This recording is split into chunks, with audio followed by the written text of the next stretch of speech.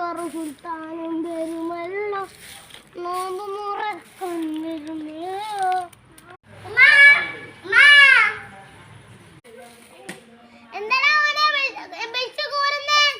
ഞാനൊരു പ്രധാനപ്പെട്ട കാര്യം പറയാൻ വരികയാണ്. എന്താ അതിന്റെ പ്രധാനപ്പെട്ട കാര്യം? എണ്ണക്കടിയും ജ്യൂസും എല്ലാം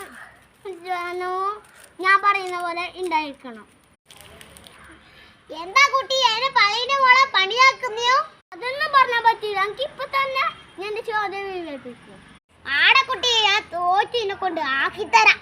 സാധനക്കെല്ലാം പറ നിന്റെ നോക്കട്ടെ. ഞാൻ ബ്രെഡ് പോക്കറ്റ്, സമൂസ, ജ്യൂസ്, മൂസമ്പി ജ്യൂസ്, ഇറച്ചിക്കറിയും ചോറും ഫ്രൂട്ട്സും തരിക്കഞ്ഞും ഇതെല്ലാം കാക്കി തന്നെ നോമ്പുറക്കുമ്പോ കാണാം.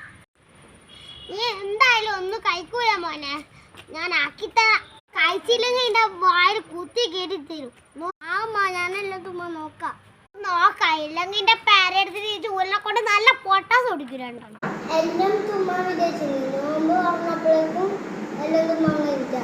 സമൂസയും ബ്രെഡ് പോക്കറ്റും ബാക്കിയുണ്ട്. സമൂസയും ബ്രെഡ് പോക്കറ്റും ബാക്കിയുണ്ട്. ഇവിടെ എല്ലാം കുടിക്കാണ്ട് ഇതെല്ലാം നീ പുറത്താക്കിയതല്ലേ.